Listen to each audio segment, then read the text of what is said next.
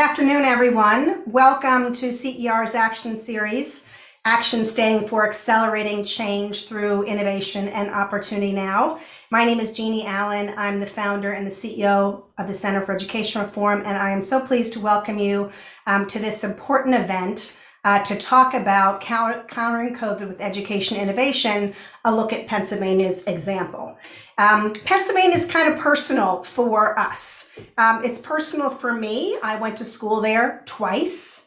And it's personal for CER in general because we were working alongside leaders, some of whom are on the call today, as far back as the early 90s to bring about education opportunity in a state that from Pittsburgh to Philadelphia, across Erie, and in between was very stuck in the traditional system. And so we are proud to have called Pennsylvania's charter law a partnership that we helped create. We have been huge supporters and fans of those on the ground who have done yeoman's work in creating the educational choice world and the innovations that are happening in traditional school districts, many of them across the state defying the odds. And so we thought a year after we started this series and transitioned all of our work, like many of you, to our virtual environment, we would take a look back, not just at what transpired and some of the challenges, but what's happening now. Seems like a short time, but it's really not, particularly in a child's life. But what's happening with people on the ground? Where were we a year ago? Where are we now? And what more can we do? This won't be the first state we look at. Many of you know, if you follow us, that we cover states a lot. And we talk to folks on the ground all the time to try to understand the context. But we're especially hopeful for what's happening in Pennsylvania, given who you're about to meet, what they do, and many like them. So I'm going to just introduce them all first and have them turn on their videos, and then we will start with conversation. Each of them will talk a little bit. Hope you grab your peanut butter and jelly, your chicken noodle soup, whatever you're eating for lunch. If it's breakfast, grab your coffee and start queuing up those Q&A so that we can be responsive. For those of you who are listening live, we'd love your participation. For those of you who are listening later, this is going to be posted on CER's podcast Reality Check so that you can share it with everyone you know. So without further ado, let me start by welcoming Nate Benefield, who's the VP and the COO of the Commonwealth Foundation. Nate has been a leader in the public policy world in Pennsylvania, written extensively about everything from education to pension reform, and is closely following and leading the charge on some new policy initiatives happening in Pennsylvania. After Nate speaks, we'll go to Keisha Jordan. Keisha is the lovely and talented executive director of the Children's Scholarship Fund of Philadelphia, which is helping students receive the education they may not normally get in private schools, thanks to the Pennsylvania's tax credit programs and the establishment of this program. And excuse me about that. Then there is Kenny Holtzman, who's the president and CEO of Philadelphia Youth Basketball. And he has held senior positions, as has Keisha, in nonprofits. Kenny's been in the district and has led youth development organizations in that environment for a long time. And last but not least, my good friend Larry Jones, who's the CEO of Richard Allen Preparatory School and on the board of the African American Charter School Coalition, which has some really, really cool things happening right now. Welcome, all of you. Thank you so much for taking the time out of a busy Wednesday. Let me go ahead and ask Nate to kick us off. Sure. Thank you, Jeanne. I wanted to kick off kind of from a macro level of what has happened in Pennsylvania. I know we have a lot of practitioners who are actually involved in working directly with students and families, but from the policy perspective, kind of what we've seen happen over the last year is, first off, we've seen with after the school closures, really I think the leadership in the private sector of stepping up and schools that were able to open and actually have gotten, not only, something we know of, but it's gotten national media attention, mainstream media attention of how Catholic schools in Philadelphia and private schools in the Allentown area really set the example for how schools with less resources even can reopen safely and successfully, and have really done a tremendous job there. We've also seen this in the charter school sector of the fact that, starting with the pandemic first started, of some of the cyber charter schools who have been doing online learning for 20 years, offering their expertise to other schools that were, figuring out how to do online learning. And the success we've actually seen with latest enrollment numbers from this past fall, that enrollment in charter schools is up about 14%, almost 24,000 new students have enrolled in charter schools, about 22,000 of those new in cyber schools. And then at the same time, school district enrollment has fallen about 45,000. So you really see, I think, parents exercising their choice and finding the options that have been best for them. And then the third thing we've really seen is this rise in learning pods across the state, and parents getting together for those in supporting each other, helping their own kids. And I've even seen a rise in new parent groups organizing. I've seen parents more actively engaged than perhaps ever before in education policy.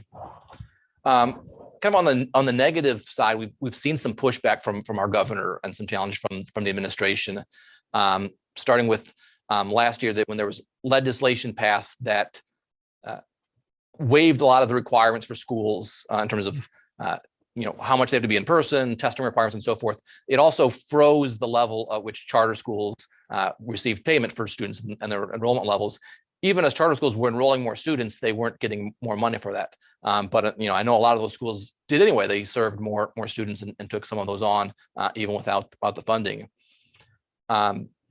We also saw the Wolf administration fight the federal government over CARES Act funding and how much of that would go to private schools, and had lawsuits about this, about how much the share equitable services went to private schools. Eventually, the state kind of won out, and their plan for lower cost sharing won out. And the last couple stimuluses have had that kind of directly rather than through the equitable services formula. But the Department of Education has yet to release those funds. They're still sitting in the state treasury and still have lack of guidance on that being distributed. And we've seen the same with the learning pods, that our Department of Human Services put out regulations to kind of put mandates on some of these learning pods in terms of, if you have 6 or more students, 6 or more kids gathering together, you have to have an emergency plan, plan for COVID, and even have to register with the Department of Human Services in the state. So if you have 6 kids in a learning pod, you have to register. Potentially more burdens coming down the line from that. And then the last, I think, really disappointment is in Governor Wolf's agenda that he laid out in February, his budget. While he put in a significant increase for public education, 14% increase of $1.8 billion, he also proposed cuts to charter schools, about $230 million cuts from charter schools, even though they've had more students they're serving, and more restrictions on the scholarship organizations, trying to cap the amount of money they can use for administrative costs to 5%, which I think would impact significantly on some of the smaller scholarship groups out there. Now, that said, I know there's a lot of encouraging things coming down the pike that are prospects for change. I think we're gonna come back to that later in the event, but I think there is, that's kind of discouraging in terms of the governor's side, but there is a lot of legislation coming down that will give students and families more educational opportunity. Okay, Nathan, before we transition to our next panelist, let me just ask you, coming off on sort of that background. So in the last year, do we have a sense of how much money Pennsylvania has gotten from the feds and what's still left to be touched? Yeah, the first, for the school portion of it, there was, the first package was $500 million, and then another $2 billion. And then the latest round was going to give another $5 billion. The last two haven't been touched at all. So there's still $7 billion left to be distributed to public schools from the last 2 rounds of the federal government. And then the state itself is getting $7 billion that, for the state budget, that honestly, they have more money than they know what to do with. So there's a lot of questions on like, what is the state going to do with that money? And we think a lot of it should be used, could be given to students in education accounts to follow the child and support their educational needs. Okay, great, thank you. And then finally, when you look at that condition, the funds that are out there, was Pennsylvania, as I recall, one of the states where in the early days of COVID, when finally schools started feeling like they could open, they were kind of told all to stay closed? Yeah, I mean, all public schools, I think, stayed closed through the end of last school year. And then they was given, they were allowed to, basically given individual decisions on whether to reopen in the fall. And you've seen mixed across the state. And it's, I think, a lot driven by the local politics, that a lot of the urban areas have stayed closed, where a lot of the rural parts of Pennsylvania have been, schools have been open year round. So you really see a disparity there. Okay, great. All right, thank you. So Keisha, let me bring you in. Keisha Jordan, for those just joining us, is the head of Children's Scholarship Fund Philadelphia. I don't want to put words in your mouth, but I bet you could think of a few uses for those funds that are in the state. So what do you guys do? How do you do it? And how did COVID affect you then and now? Sure. Thanks, Jeannie. I want to echo Nate in just immediately saying that the private schools were able to pivot very quickly to manage bringing kids back to schools. We have 160 partner schools at CSFP, and 86% of them were open in the fall for in-person learning, and now 99% of them are. So when you say I could find some uses for that money, absolutely. Let's use it for scholarships and for savings accounts so that families can put their money where they believe is the best choice for their children. We are the largest K-8 scholarship organization in Pennsylvania. We're actually we're celebrating our 20th anniversary this year and celebrating 28,500 scholarships that we've been able to give out over those 20 years. We are primarily funded through the state EITC and OSTC programs. So we are very heavily dependent on those funds for scholarships. And Nate brought up a proposal that the governor has made to reduce admin fees on that. And I hope we get to talk about that a little bit more. Because being able to continue giving these scholarships is so important for us and other smaller organizations that really depend on those funds. But we really focus on the families who have the most financial need, and that came into play severely during COVID. We serve families with a much lower income threshold than even the EITC guidelines. So our families have an average household income for a family of four of $36,000 per year. And 86% of our students live in the city's lowest performing catchment zones. So what that really means is that without a scholarship from CSFP, those are 5,000 students who would be likely stuck in low performing schools in Philadelphia. And we know that in Philadelphia, unfortunately, 6 out of 10 kids attend a low performing school. So the work that we do is really important in giving families who live in those catchment zones another option, another opportunity to choose a quality and safe school. And I really want to, before I talk about COVID, because it's really important to help our viewers understand that our students are the same students who are in the school district of Philadelphia. I think sometimes there is this myth that private school always means elite. It always means students who come from high income households, but our average tuition for our CSFP partner schools is $5,500 a year, and families receive up to $3,000 a year from us. We commit for 4 years. So, we are talking about the same students who are in the school district. And right now, the school district really only has kindergarten through 2nd grade students back in the classrooms right now for a couple of days a week. They are going to be rolling out more availability for students to come back over the coming weeks. But, just to show you how we're situated.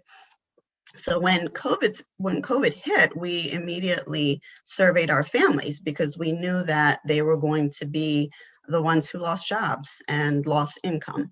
And so we did see that 73% of our families did report either losing jobs altogether or having reduced income. And that was huge. So we knew that families were going to have to make a decision. There was still 3-4 months left in the school year. There were 3-4 months of tuition left to pay.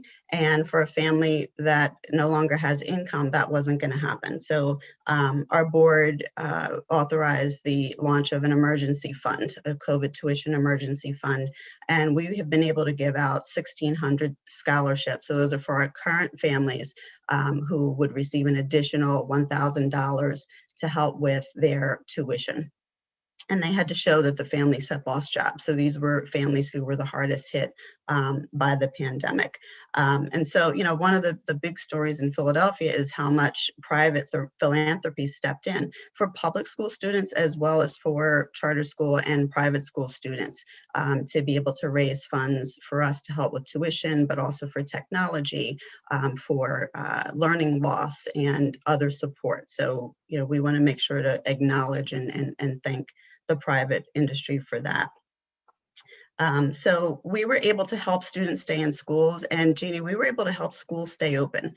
One of our partner schools said to me, "You guys saved our school," because we had so many students whose families couldn't pay the tuition. You know, these are not elite schools, and they would have been crushed by the absence of those tuition funds. So we were just really fortunate that we were able to help with that. So, you know, we are now in a position where we've given out about a little over $1 million in those tuition funds, and looking now to see what our families are going to need for the upcoming fall, because we know that the economic impact of this is lasting, and 2020 tax returns are going to show that families need more money this year. So that's really what's happening for us now, is trying to understand that impact. So, you know, as we talk about how funds can be spent, we certainly want those funds to be put in the hands of parents. We would really love to see an increase in EITC and OSTC so that we can give more scholarships, because every year we turn down between 4,000 and 8,000 students who want a scholarship because of lack of funding. So we are hoping that we will get to that point where we can meet that need. And Keisha, explain for our participants today, EITC and OTC, I always get this wrong. That was the OSTC. OSTC. What are they? How do they work? For those of folks who aren't entirely familiar, obviously CSF started as a privately funded organization, but then the legislature enacted a tax credit scholarship. Talk a little bit about that. Yeah, so we are 20 years old, and so is the EITC program, I believe. EITC allowed us to be able to give out many more scholarships. So it's a tax credit program that enables corporations and now even individuals to provide a gift to a scholarship organization or an educational improvement organization. And then they receive a tax credit of up to 90% if they commit for 2 years.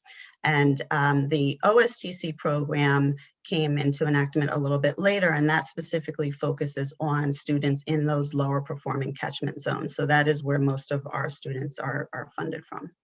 And do you get enough from the corporate contributions to the state that fund you to be able to pay entire tuitions, or does it depend? We do not receive enough through EITC to fully fund all of our scholarships. So we also raise money through individuals and foundations and other gifts. But we have a maximum scholarship of up to $3,000. So with the funding that we do receive, we are able to give families who need that max the $3,000. You know, the dream is to be able to give more families a scholarship. You know, it's interesting to me how the controversy among people who don't like that program, that it even exists. There was a issue in Florida last week we wrote about in Forbes there was the League of Women Voters was attacking the same program in Florida, claiming that it was sort of a boondoggle for companies. And the first thing I thought about, like, because I'm not a huge, I know you're all going to hate me right now, I'm not a huge football or sports person. If I was, I probably wouldn't be doing this. I'd be there all the time because I'm obsessed about anything I do. But the reality is, I think about all the tax credits companies get for stadiums, right? Or sports arenas. Yep. And instead, we're saying, you know what, you can give to that, or you can give to and get a dollar for dollar tax credit to a program that then in turn provides the scholarship. And I know that the legislature created that way back when, partly because it was felt that vouchers were unconstitutional. That's a whole nother issue that, thanks to the Supreme Court last year, we're finding is not the case. But whether you're a pure school choice fan, private, public, or not, the reality is it's a program that exists, it's working. And as you pointed out, there's thousands of people on lists and billions of dollars sitting in the state. So we should figure out how to make everybody active on rectifying that injustice, if you will. Keisha, Jordan, thank you so much for that. We'll be back to you in a few minutes. Next on the list is Kenny Holtzman. Very excited to have you. Kenny is with the Philadelphia Youth Basketball League and has done some extraordinary things with students outside of system, agnostic of where they are. So Kenny, tell us what's happening with PYB. Sure. Thanks, Jeanne. It's great to be with everyone. So COVID has been a really interesting time for us. We're more classically thought of as an out-of-school time provider. And so most of our work is afternoons, evenings, weekends, summers. But with COVID, it was our first foray into the in-school space. We ended up setting up learning pods with breakfast and lunch. We supervised in a very positive way all of the online learning for over 100 kids in a repurposed military facility called the Armory here in Philly.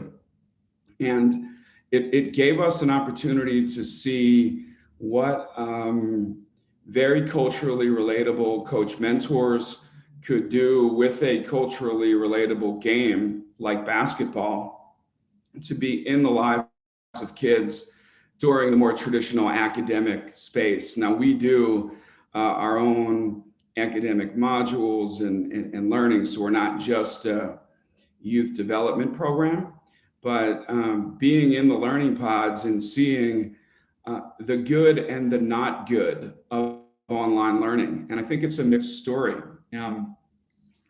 In Philly, the overwhelming majority of kids never return to school, and they're still not in school. Public school students, a small number of K-2s, kindergarten to second grade students are now back. But most, by the time the school year rolls around in September, will have been physically disconnected for 18 months. So we took it upon ourselves to provide really the social and emotional learning opportunities to be connected to peers, to coach mentors through the 8 to 3 window, and then also after school as well.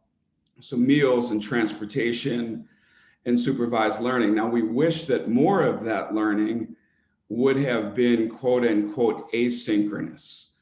So with the school district, the overwhelming amount of instruction, even phys ed class, was synchronous, meaning the teacher was on the other end of the computer, not a more student-driven kind of independent learning and development environment. So we stepped in as best we could.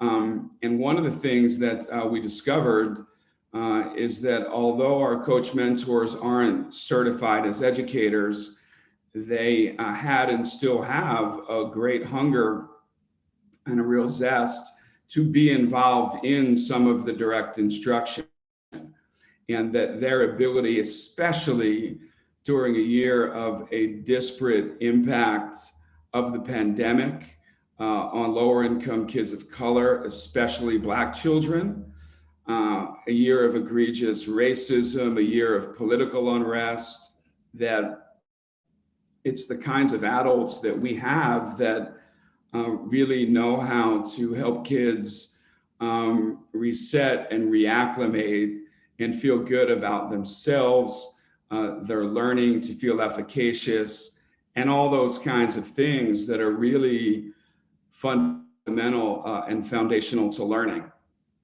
The second thing for us is it called into question what is our role in school education? Do we want to be a school operator? Do we want to find school operators that we can work in conjunction with, bringing all of the SEL and other benefits that we bring to kids? So as we go about building a $25 million youth development and community empowerment center, we want to make certain that we bring that physical asset and then the human capital of our people to its highest and best purpose, not just from 3 to 11 at night, but from 7 in the morning to 11 at night, including the school day. So I think COVID and the pandemic has been a time for our organization to really think harder about the ways in which we can approach the learning and development of young people more holistically, and how the walls of in-school and out-of-school time learning can be broken down and more seamlessly integrated. And I think everybody on the panel would agree, both as parents, as educators, as school leaders, that learning and development does not end when the school bell rings. And oftentimes it's in that out of school time space of sports and the arts and leadership in environmental stewardship where young people really find meaning and purpose to the school experience. And we need to do a better job in that learning and development equation that isn't just limited to the academic pursuit of school.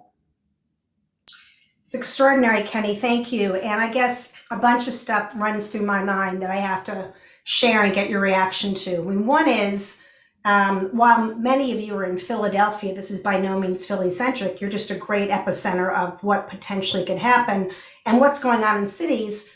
But then I think about how many other organizations like yours are out there that stepped up to the plate, that because they're local, we're not reading about them in the New York Times or whatever we happen to read, right? That are in that position, because you do have adults that know these students that could turn on a dime and sort of set up an infrastructure, whether it's full day, half day, or a whole nother kind of idea, this notion of pods, which we explore a lot. Do you have any sense of your bigger community out there and throughout the state and nationwide? So in a technical sense, Jeannie, our community is called sports-based youth development. So we're a subset of the youth development or the out of school time world. And many of these organizations belong to the After School Association and other kinds of intermediary networks. And there are literally hundreds. Now, most, and this is where we're different, most don't view cognitive, academic, intellectual development as in their purview or wheelhouse. They think that's the job of school, and the job of the out-of-school time provider is much more life skills and esteem and extracurriculars. For us, there's a much tighter integration, and we really think that a lot of cognitive intellectual learning can be stimulated through the out of school time space as well. So when we first built our program 6 years ago, we're in 12 high poverty schools, and so many of the young people were bringing homework into our setting that we felt was either rote or mind numbing. So we ended up building our own academic curriculum where using essays from the Players Tribune, where iconic athletes are writing first-person essays about personal issues and social and political issues.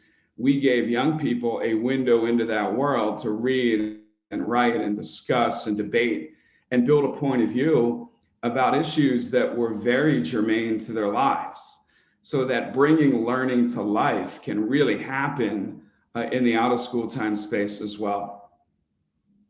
That's extraordinary. And the point that you made about the out of school shouldn't be out of school, right? That these kids should have exposure to cognitive and intellectual development all the time is crucial. I remember years ago when the 21st Century Grant Program started the federal government, it was all about after school. Yeah. It was like, well, why? So a lot of charter schools, for example, just continue what they were doing. A lot, as Larry knows, a lot of organizations, these sort of out of school community, started their own schools later on. So anyway, I hope you'll continue with what you're doing. We'll come back to you in a little bit, but thank you so much, Kenny Holtzman from Philadelphia Youth Basketball. Larry Jones, Lawrence Jones from the City of Brotherly Love as well, charter school leader, founding director of Richard Allen Charter School and of a new coalition that's really exciting that we'd love to hear about. So how are you working in your school across the charter community in Pennsylvania? I know you've also been a founding member of the Charter Coalition in the state. Tell us kind of what's happening. Yes, thank you so much. I'm so glad to be here.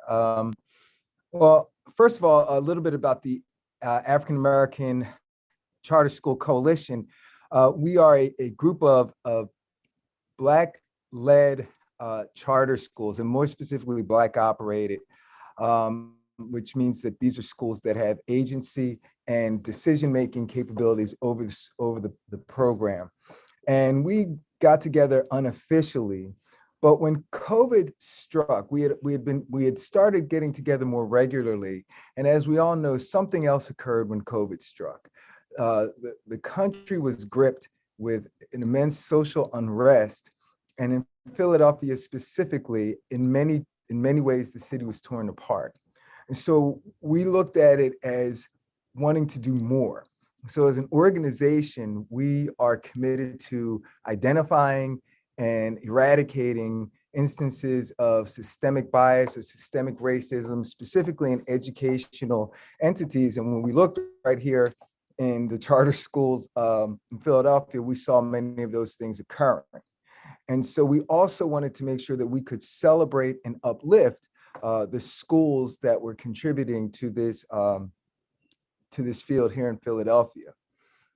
As many people know, it's been said that when America or all of America gets a cold, Black and brown folks get the flu.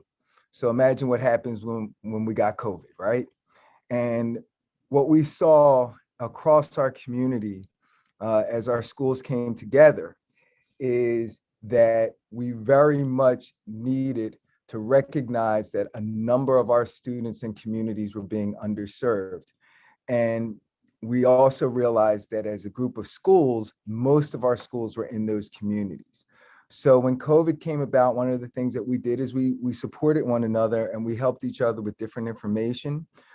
We felt it was very important for our community members to get information on things like vaccination and testing, and to get that information from folks who had their lived experiences and also had walked their walk and in many ways looked like them as well. There is a history in the Black and brown communities of distrust when things like vaccines and other things come about in any disenfranchised community. So making sure that that conversation was had and we could get that information out was important. We also, for example, our school looked at the Southwest Philadelphia area was a testing desert. So we partnered with a hospital and we became a COVID-19 testing center twice a week, doing about 250 tests a day. As I speak, we've got a line of cars outside our building right now for folks getting tested. We'll also in 2 weeks become a vaccine center as well. And these are some of the things that we had happening here in Philadelphia. And it was very important for us because we recognized that our students were dealing with that perfect trifecta, so to speak. COVID-19 and everything horrible that was happening with that. We also identified the social unrest that was taking place in our city. And also our city was gripped with rising crime rates where many of our students just felt unsafe. And in a normal environment, Jeanne, as you well know, in our environment, our face-to-face environment, it's so important for us to be able to just simply see a child, and the difference between a child can say hello to you, will tell you if everything's okay, or if you need to pull that child aside and have a conversation. And we lost a lot of that. And because expertise of cyber instruction was not our expertise, like some of our friends in the cyber charters, we didn't have the same skill set of being able to recognize those emotional needs immediately. And so providing social emotional learning opportunities became important, not only at our school, but we were able to work together and coalesce together. And one of the saddest things that I have to say that happened was, and Nate touched on it, in the midst of everything, as we were all working together, and we didn't care if you were a district school, a private school, whoever, they're all our children. To have the governor come out and to be hit with this phenomenal news that he was going to provide over $1.5 billion new dollars to education, it was great. And then to hear that there were cuts planned specific to charter schools, it was like being smacked in the face after you got kicked in the gut. And one thing that I want to share is I did some research and I saw that about 50 of the top most affluent school districts in Pennsylvania are going to get an additional $55 million according to the governor's plan. And if his plan goes to fruition, Philadelphia charter schools will lose $56 million. Those wealthy school districts as an aggregate serve 50-some thousand poor students, while charter schools serve 98,000. There's something inherently inequitable and wrong with that. And we've got to do better. So AACSC will fight with that along with everybody else to make sure all of our children, no matter their color or creed, get equity and get what they deserve.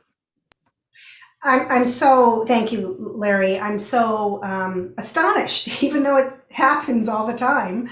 And this kind of adult political behavior happens all the time. I'm just astonished that that would be the case. So what do we do, right? So you fight for that locally. How do we make the case in a bigger way that this is an issue of inequity? If they're, for example, I mean, you are in Philadelphia, you had Jerry Jones, the head of the Philadelphia Federation of Teachers. We can't have a webinar without being really, really clear, or any meeting, that he stood at the schoolhouse door, still does. I guess it was just announced yesterday, high school kids are not coming back. And so how do you translate these issues to the larger community? Is it that parents are not aware enough? Is it that schools don't have the resources to be active to kind of fight that? How do you engage people to understand? Because it seems to me that obviously sunshine is the antidote to ignorance, and that much of these policies stem from not intent, but ignorance, and maybe some little malintent. Who knows? Maybe a little bit more than a little. I'm glad that you asked that. One of the things that we've been doing at AACSC is we actually have identified a parent liaison, so to speak, with every one of our member schools. And then we've also identified parents that we're actually educating the parents. And when we have meetings with legislators as school leaders, we invite parents in. And the reason we do that is that it's not our school. It's not about us. And I think, to answer your question, Jeanne, yes, we educate folks, but I also think that people need to understand one simple thing. Without the children in our buildings or in our school enrollments, we just don't exist. And it's about the children. So they need equity. Doesn't matter if you're a charter school or a district school, we've got to put that aside. And I find, and I'm not trying to throw stones here, but the reality is I find that school choice folks are a lot a lot more open to saying, hey, it's just about the kids. Let's do what's right. And I think that's the mentality that we need to have, and we need to have our parents fight that fight. Yeah, I couldn't agree more. Let me go ahead and open it up to the rest of you. Larry, thank you so much. Lawrence Jones from the Richard Allen Charter School and African American Charter School Coalition.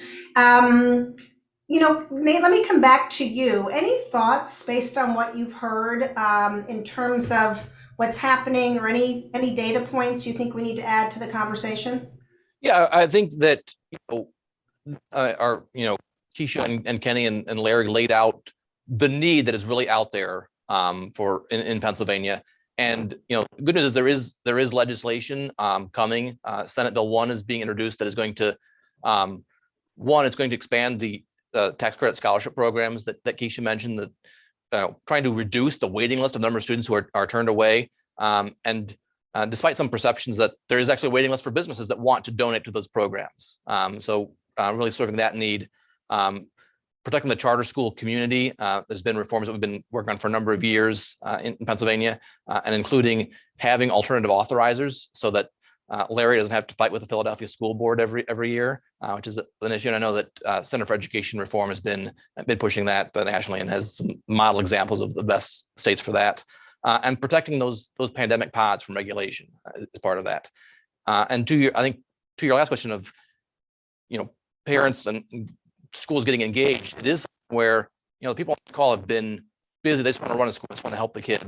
But calling your lawmaker and talking to them and bringing parents in to tell those stories has a huge impact.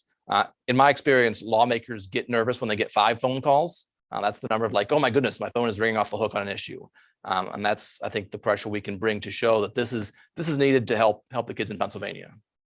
I'm also struck by, thank you, Nate. I'm also struck by those of you who do this kind of work for a living and are on things like Twitter, probably saw that, I'd say more than almost any other state, New York parents were actively outraged. People who were tied and very loyal, intentionally so, ideologically, from a community standpoint, to the traditional public school system, created every conceivable kind of group to open New York schools, and began to challenge their governor, began to challenge their mayor, began to challenge local leaders and unions, and actually got finally picked up by the press, by the way. Still not soon enough, not enough, but I think it demonstrates that squeaky wheel can, in fact, get the grease. And that, one thing they were not doing, though, is advocating for systemic policy change where money funds families. Not the system. Is that a controversial idea in your world, Kenny? Come off mute. Sorry, sir. I'm not certain.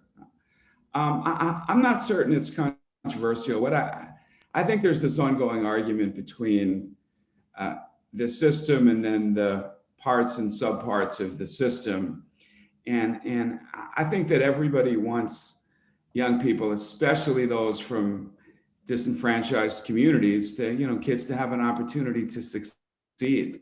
And I think most reasonable-minded people, I'm not saying they would be sector agnostic, but they do believe that every kid deserves a shot, and the diverse provider model makes sense.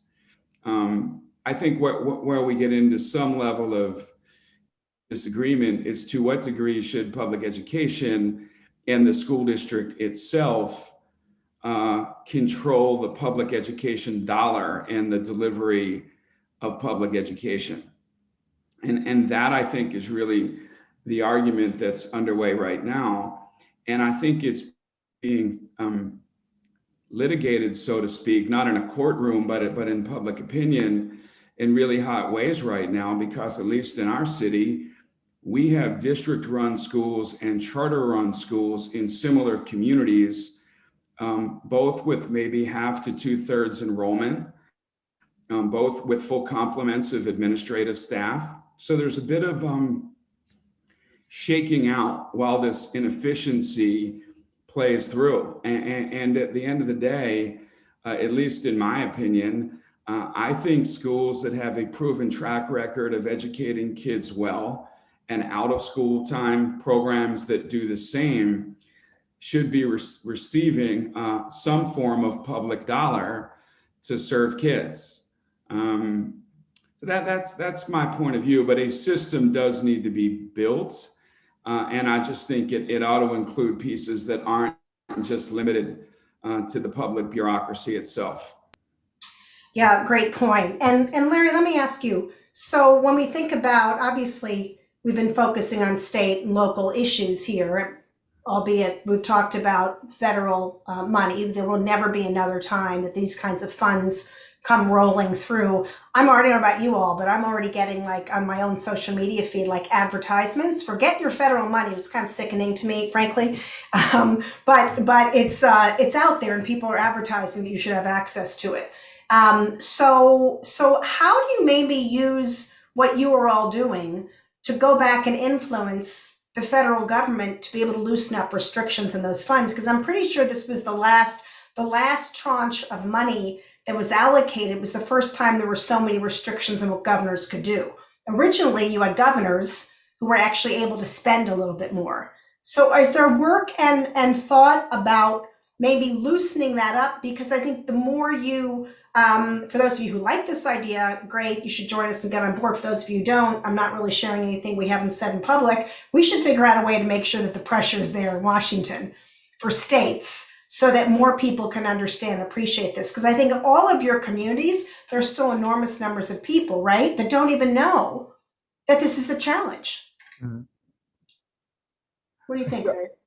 Well, I think one of the things that goes back to what you said earlier is we first of all have to do a good job as school leaders and as entities of figuring out exactly how we want to plan to utilize the dollars. And once you start to put the plans in place, and it's odd because I had a phone conversation last night, you start to put the plans in place and what you may need and being responsible and forward thinking, and then the restrictions hit you. And you find that you're now having more of a conversation, not about what you want to do, but what you can't do. And so I think that bringing federal folks into the conversation and into the process, asking them point blank, these are the things that we'd like to be able to do with the funds. Do you think it's a good idea? And why can't we? Are some of the questions that I think need to be asked and answered. And then ultimately at the same time, I know that there are some folks, to your point, that say, maybe parents should know exactly how much money school gets. Parents should know how much money that we're getting. Staff members should know. They should be involved as well, so that if a staff member has a great idea and says, this is what I think we should do, and we're saying we can't do it, then more people will ring the alarm and say, look, this just doesn't make sense. The restrictions are punitive at some point. Right, exactly. Larry, how many charter schools are in Pennsylvania now? Oh, I should know this. I know the Philadelphia off is 87. I want to say we have 160,000 students, and I want to say about 140 some charter schools.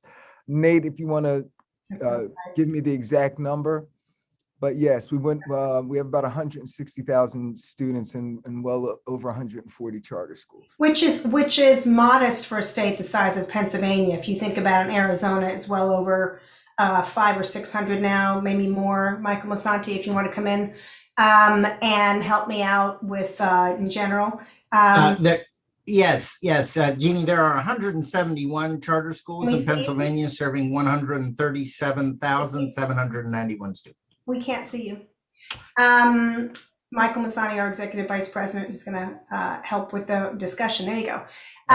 So, and then Larry, like, again, the school boards only can pretty much, you have an appeal. The appeal has been generous in the past. Occasionally it's good.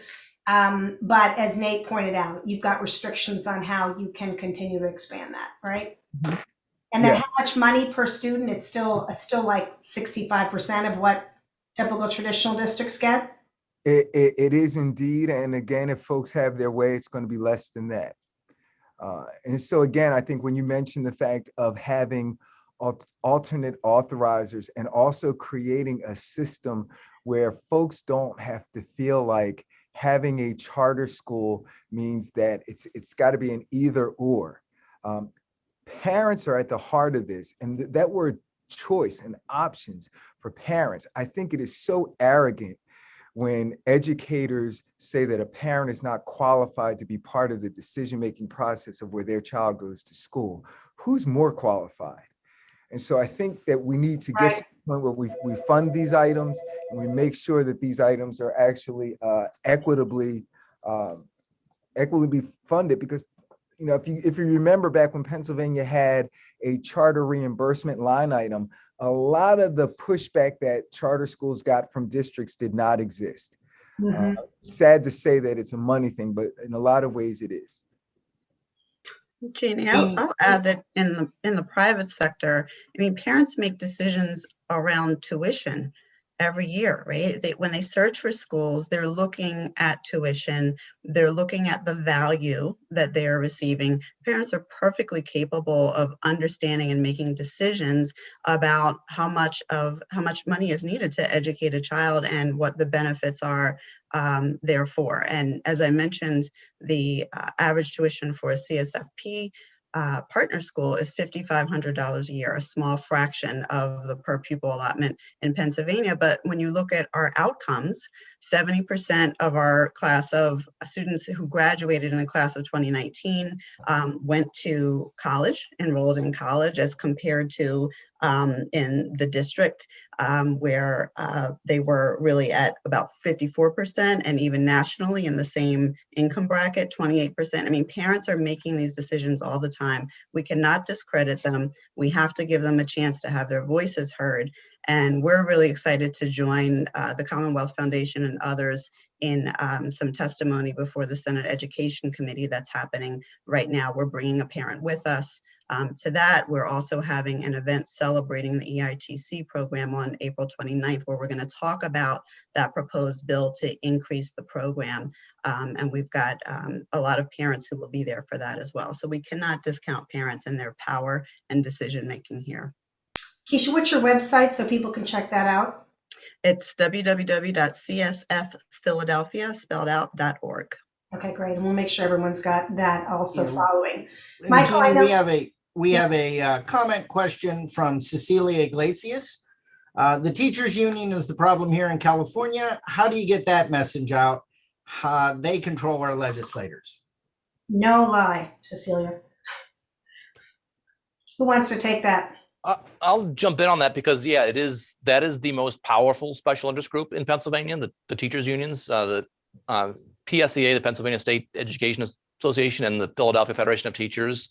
They have a lot of money, a lot of clout, a lot of lobbyists. I think we've counted they have 80 registered lobbyists between them. So they're the ones who are in lawmakers' ears all the time.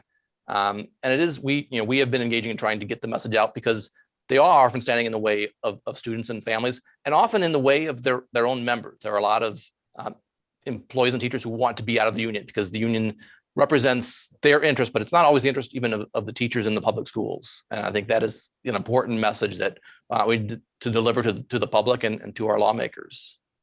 Yeah, and you look across the country, and there's people who are like, I think people have gone from, well, it's not necessarily the teachers union's fault to, yeah, because there are a lot of teachers who would have gone back sooner, still would like to go back, but even beyond that, have no interest in sending that money portable, which is really the argument we have to make, right, through an SB1 or something like that. I wonder if all of you could also just take a minute to comment on kind of politically, because this does come back, union politics, it does come back to sort of PR and politics. How do you ensure that the lawmakers who are introducing proposals like this have, the people know about them? How do you make sure that they know about union behavior? Are you worried about saying anything negative? Are you worried that your parents, like, for example, Keisha, do your parents know the extent to which there is a involvement legislatively with 80 lobbyists running around? I mean, is that kind of information helpful on an advocacy standpoint? So what do you do? How do you communicate it? And maybe we should know also name names, who's good in the legislature that we need to be talking about. For us at CSFP, I think that we need to do more of letting elected officials hear the voices of our families.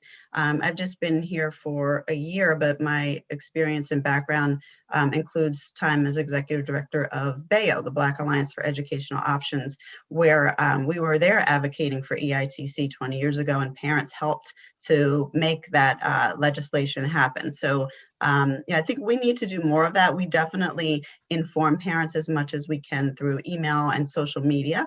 But I do have a vision of increasing our voices and making sure that our elected officials hear that. And Monday's hearing will be a big part of that. Larry, do they listen? Yeah, I have to say, I think certain legislators do, and you just have to keep going. One of the things that we've seen with the AACSC is, before we could actually have the conversation, initially they heard charter school and they were like, no, no, no. And then when they heard things about, what we do, and when you gave them facts, we don't get to pick the students who come to our schools. And, we do serve special education students, and the students come from our neighborhoods. You have to educate them. And then once they start to get educated, you start to find people who will at least listen. Unfortunately, to Nate's point, you have some people that are just, I don't want to say bought and sold, but bought and sold. And so at that point, you just move to the folks that will listen, you energize parents. And I think one group that we also forget about is our staff members. We have to make sure that they're aware as well, that this is not just about education. It is, but this is a movement also. The choice movement is a movement for parents.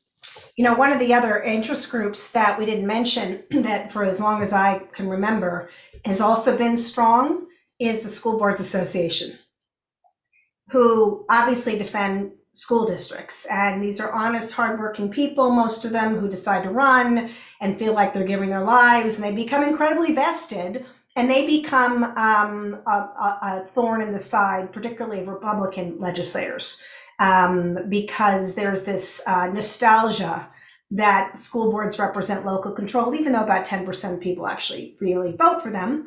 But so that's a challenge too. So these things are all very elementary to all of us. We've been through this, but here we are a year after COVID as we begin to close down.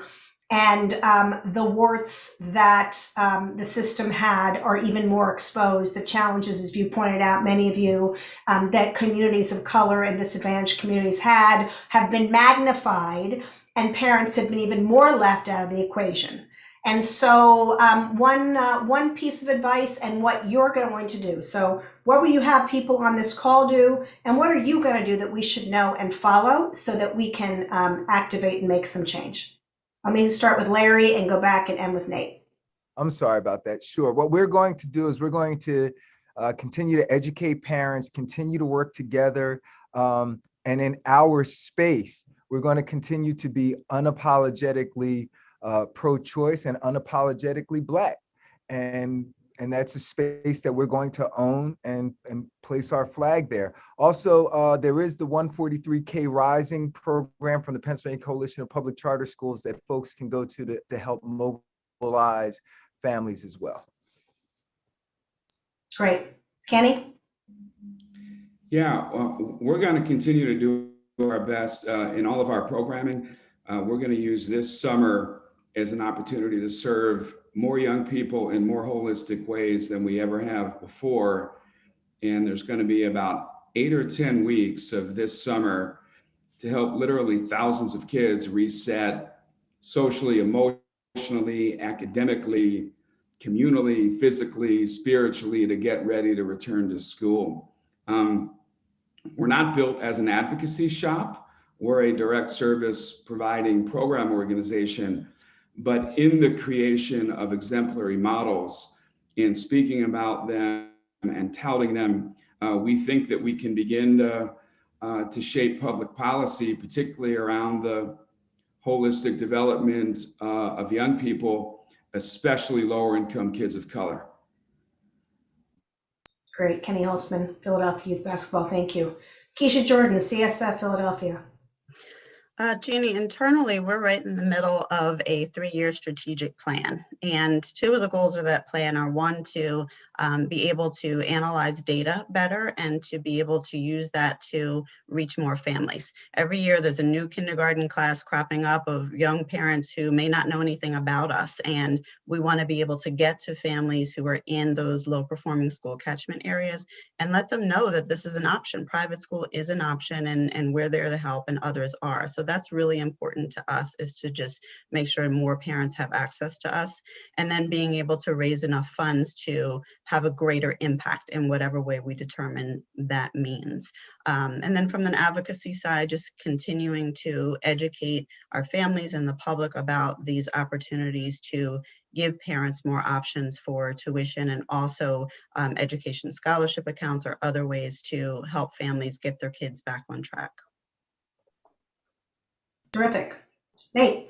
Yep. At Commonwealth Foundation, we are about to launch a marketing campaign, and partly to push for the legislation that's pending, and make the case to lawmakers, but also to educate families and voters about the schools and the parents and the families that are being served by the scholarship programs, by the charter schools, by some of these programs like Kenny's, that is not out there, those stories that are not out there, and people don't really know who's being served by this, and putting a face on that. And we are looking for more stories to help tell those, make that case. So if you have stories, please reach out to us, because we are happy to help put families and parents and kids first. Nate Benefield, Commonwealth, thank you. And thank you all for joining us. You need to all be informed if you're interested. Stay informed.